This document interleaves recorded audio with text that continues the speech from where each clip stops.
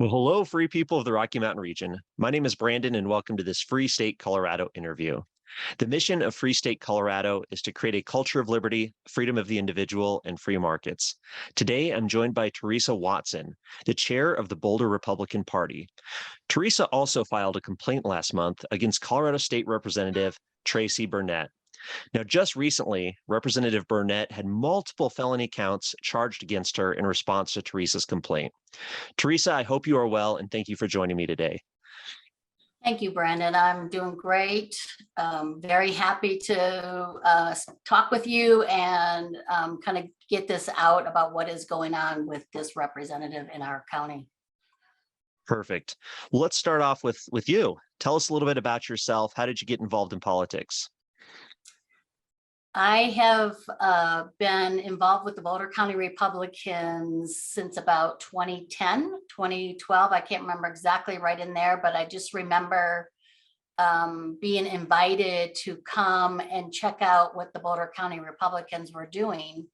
And I was immediately very attracted to the idea of getting involved in politics and having an influence on our community that way. And I grew up with a large family, and I have a memory of my mom making calls for the Republican Party to get people out to vote. So she was one of those get out the vote people making phone calls. And this is a woman who had a lot of children at home too. So she was very busy, but she also really felt passionate about being involved also.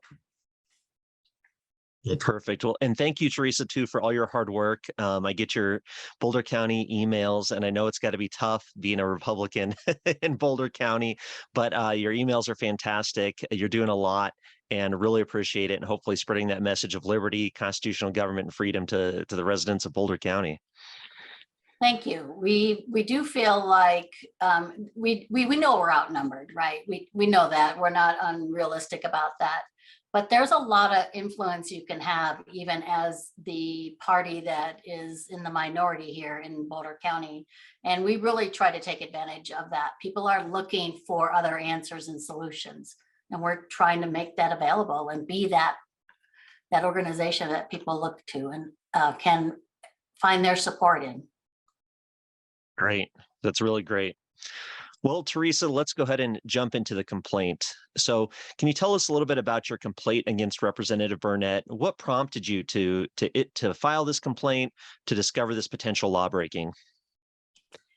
It was brought to my attention through a couple of different people who live in Boulder County, and they brought it to me because I'm the chairman, right? They didn't really know what to do with this information. It went through several different people before it came to me, and I've got it. I was thinking I actually need to sit down and do a timeline, but I believe it came to me in about July, end of July, maybe early August. And I didn't believe it at first because I'm thinking to myself, why would anyone need, not anyone, but why would a Democrat in Boulder County need to cheat or lie about where they live and running as a candidate in Boulder County? So at first I was hesitant. I heard, it was kind of felt like a rumor kind of thing. So I just kind of sat on it for a week or so. And then just one Saturday morning, my husband and I were hanging out reading, the news. And I said, you know what, let's look up Tracey Burnett's. Let's get on her website. Let's get on her Facebook. Let me just see what's going on here.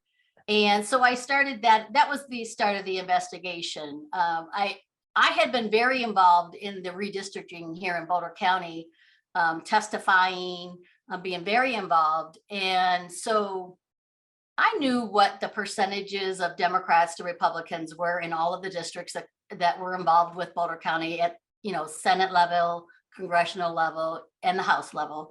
So again, it surprised me that a Democrat would need or feel the need to do this. So lo and behold, sure enough, her house is sitting outside her property that she's lived at for a very long time, 26 years. doesn't reside. It's no longer districted in HD 12. And I live in HD 12. I've always lived in HD 12. I'm a Louisville resident. So then I just started digging. I just started really just going through social media. I went on to her official website as a representative, went on to her personal, whatever I could find about her social, anything that she's posted socially. And lo and behold, it was actually a lot of information about her personally. And I just started making a file. And even after that first round of looking on her social media, I didn't really do anything with that information. I still kind of just thought about it, sat on it, what do we do? And then I started asking questions, really started asking, okay, what, and knowing that I felt like it was my responsibility as the chairman of the party to take this on and not let this go. And that if I didn't follow through on this, and it looked like the evidence was pretty darn strong, and that it was pretty easy to find the evidence was the other thing. What took me over the top on this was when I started seeing articles in the newspaper about other representatives also having been redistricted, and they were also being questioned about their residency for different reasons. And everyone's story is different, but that really I really started taking this much more seriously. And that was about the end of August, I would say. And then I discovered that while the ballots are going to be, what do they call it, certified by the Secretary of State on September 12th, and that I needed to hustle if I was going to have any type of a claim against her on this. And I still didn't understand all the nuances of this. The laws and the statutes around anything election are very complicated.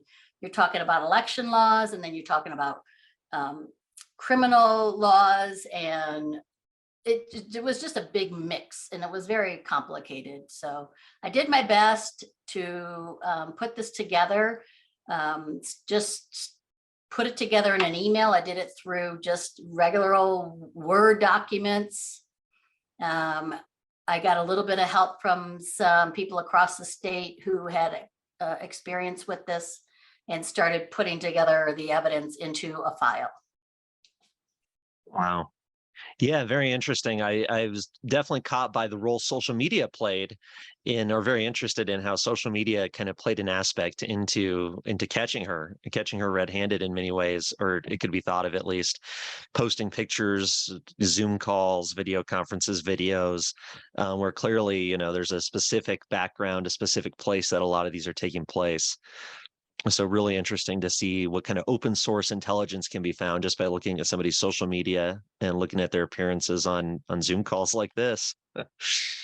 Well, it's interesting, and I'm not trying to sound arrogant or anything like that. It just was simply, I was amazed at how easy it was actually. And she was the only female representative. The other three were men. And I jokingly say, it's because she was a woman that I was able to find all this. We like to share. Now, I don't do any social media because I'm just horrible at it, but women like to share. So, and social media is an easy way to do that. And so that's really, I would say, what really, what kind of really became the source of finding all the evidence was her social media. I mean, she was posting about her wonderful tomato garden and big, huge bumper crop of tomatoes. Well, you can't get that in a 750 square foot apartment with a small balcony. And these things just started making sense to me about what to look for. And, you know, then I started looking for anything where she was doing Zoom meetings, because we were still in Zoom meetings in early 2022. So I was looking for Zoom meetings in which she was obviously at a private residency in the background, and started piecing all those together.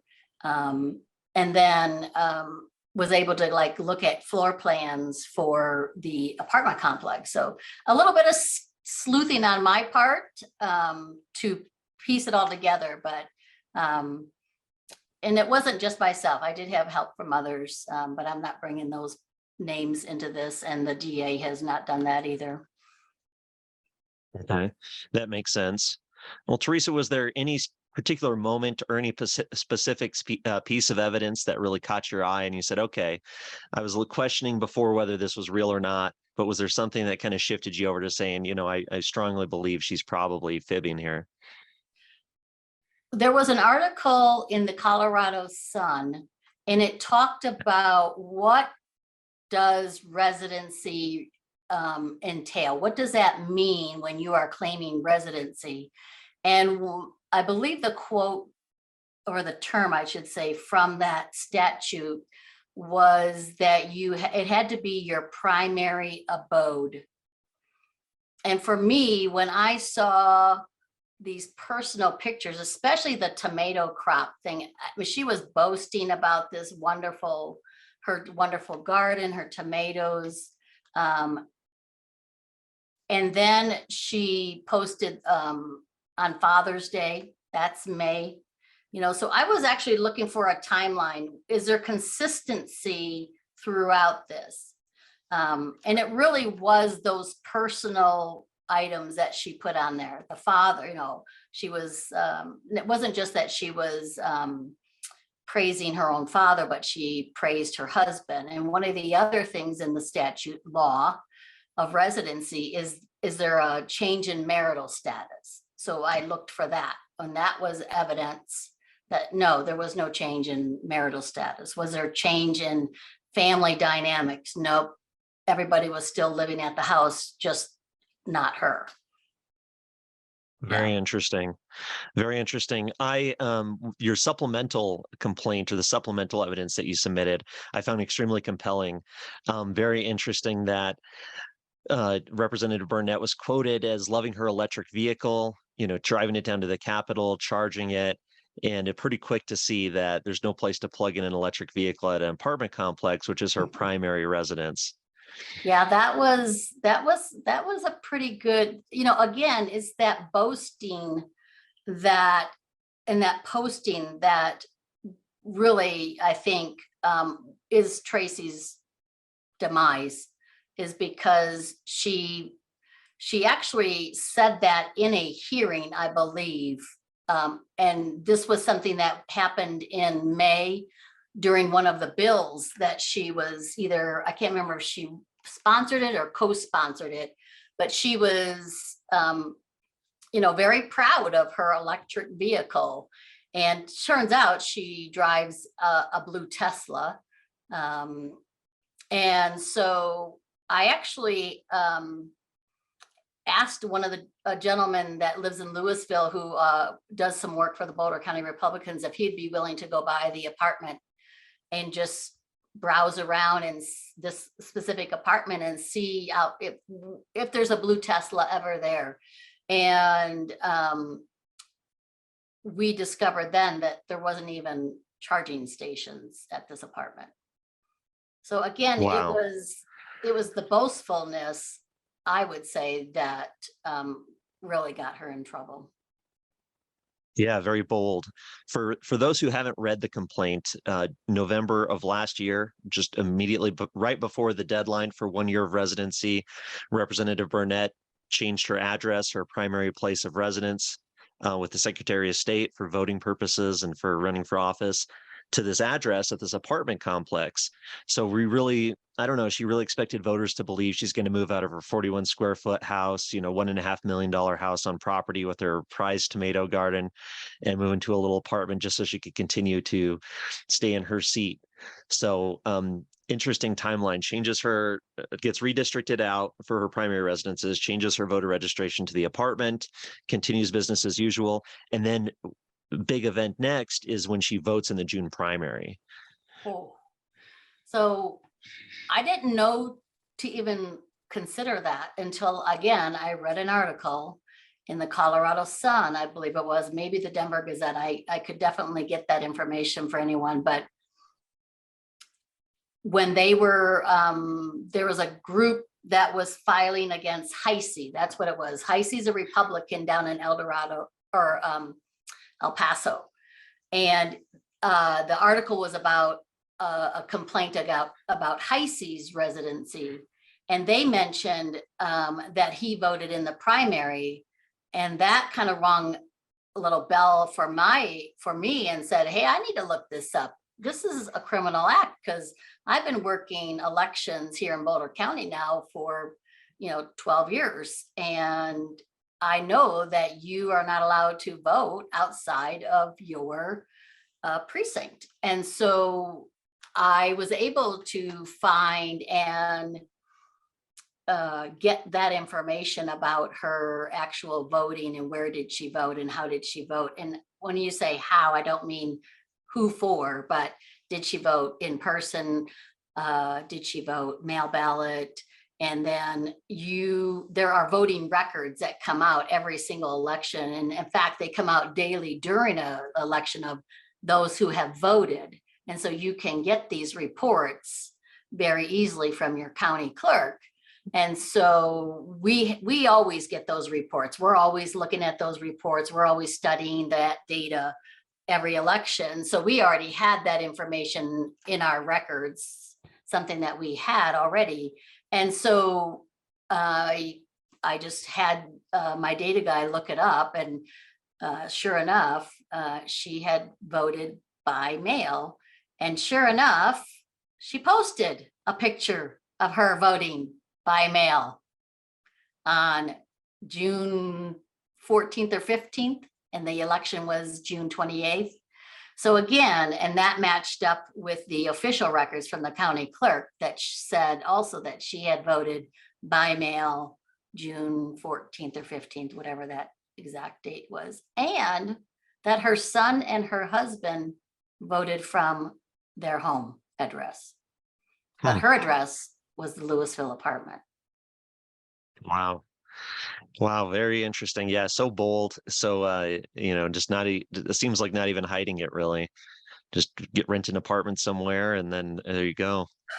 Yeah, Brandon, I really think about that a lot. I think about, what would make someone think that that was an okay act, right? I mean, I live in Louisville. She's my representative, and I'm really appalled at someone who would lie so blatantly.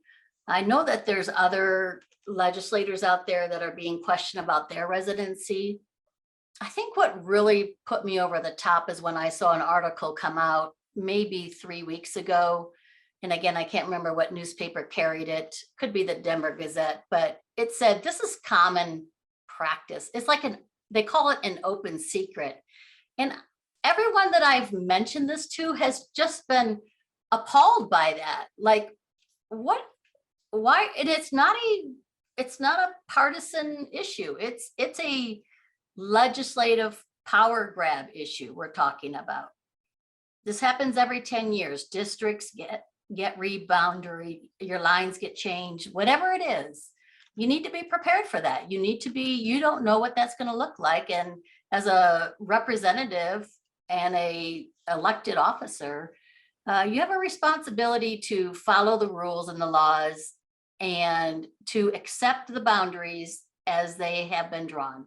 And people went to a lot of work to draw those boundaries. I sat through 3 hearings here in Boulder County about our boundaries and listened to all of the back and forth, all the evidence, all the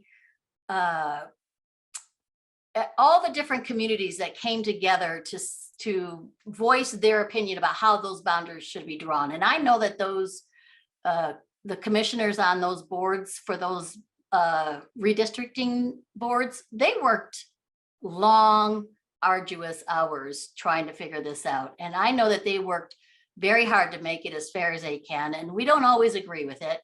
We don't always get what we want. But for a legislator to kind of like slap them in the face afterwards and say, nah, I'm not going to follow that rule. I'm not going to abide by that law. That really, really hit me hard. And I was very, very disappointed in that, because I had put a lot of time into that, those redistricting.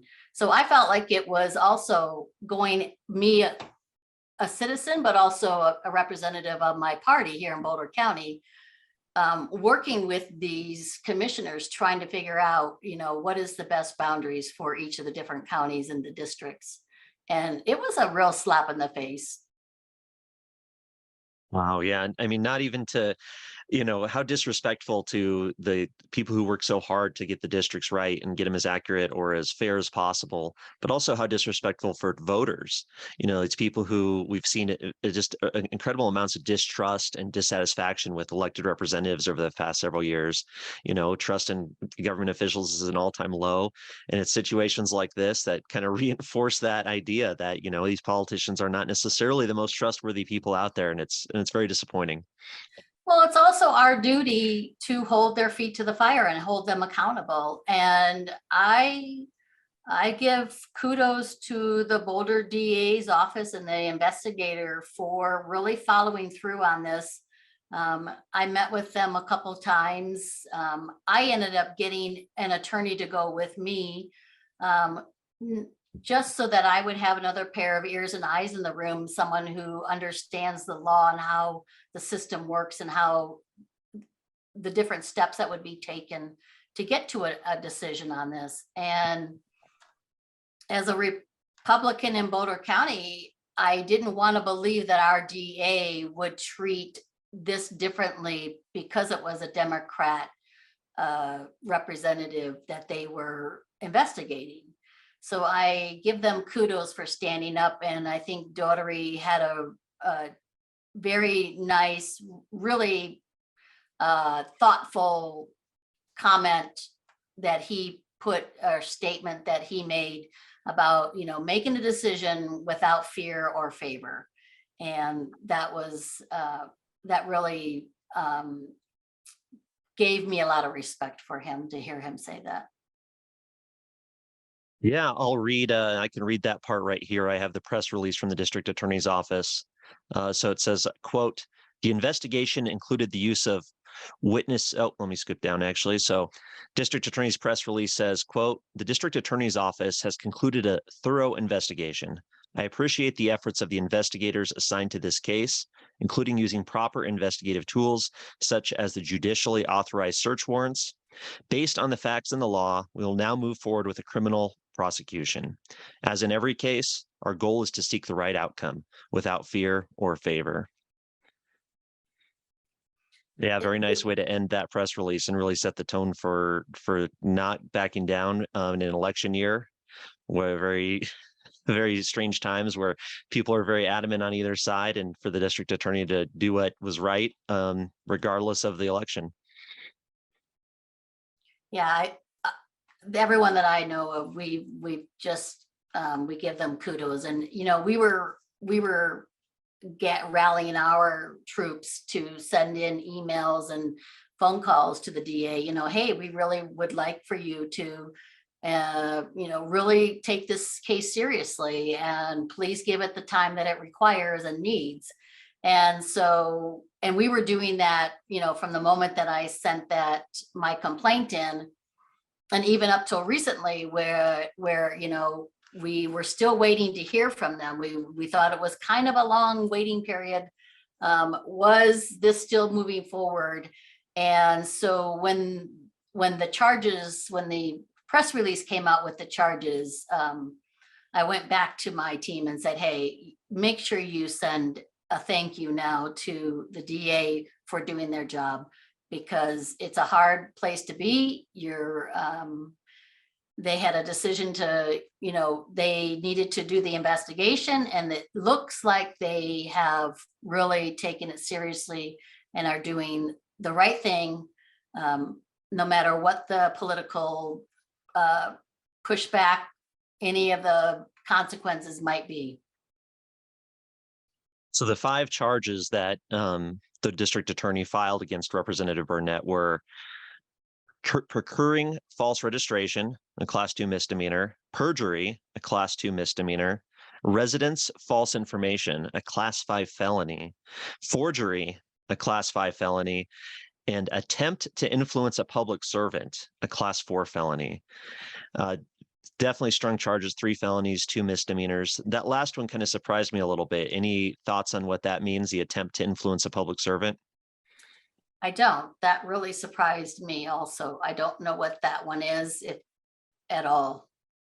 Now, reading the arrest report, the warrant, I guess is what it's called, and seeing that she gave false information to a police officer this summer, that really surprised me, that they had found that in that evidence.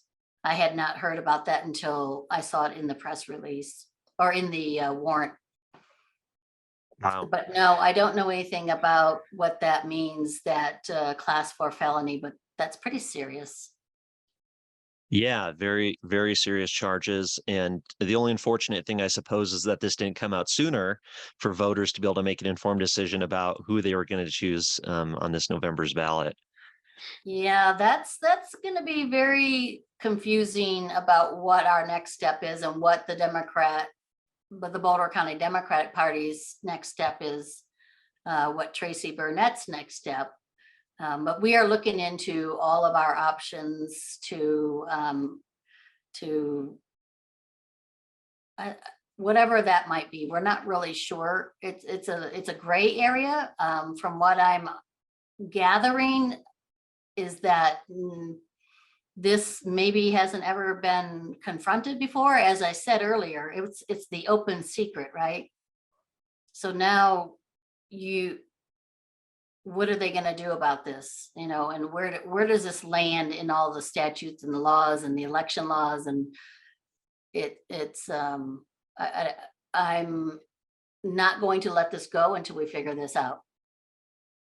Well, I appreciate that, Theresa, and I hope you can keep us updated and informed about what happens next. And I yeah, definitely will be. I plan on being involved in this until we get this resolved to a final, because it's not just about the criminal charges against Tracey. It's about the election itself.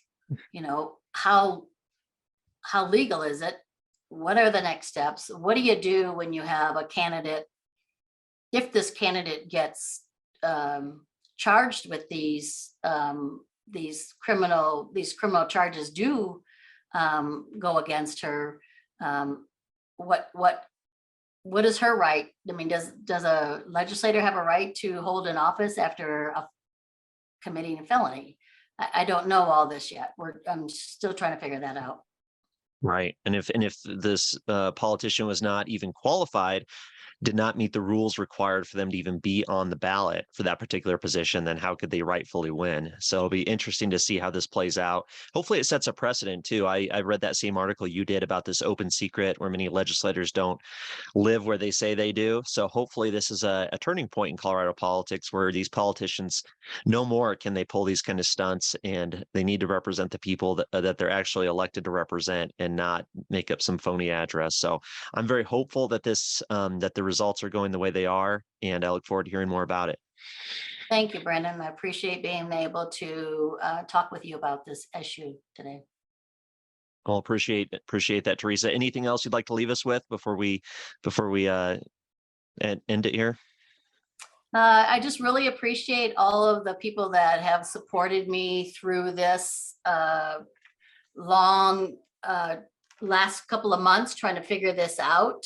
I do not intend to drop this until we've figured it out to the very end. We don't know, how a representative should be, what are they, I was going to say punished, but I don't know that that's the correct word. But when you're in front of a judge, yeah, there's punishment, right? But certainly the votes that she gathered this election should be transferred to another candidate in the Democrat Party. I don't believe that. I'm not so sure about that. So there's a lot of questions, and I intend to stay at this until we get everything resolved. Wonderful, Theresa. Well, thank you very much for all your hard work. Thank you for your continued activism and your fighting for a freer Colorado. I'll look forward to talking to you again soon. Thank you. Have a good day. Take care.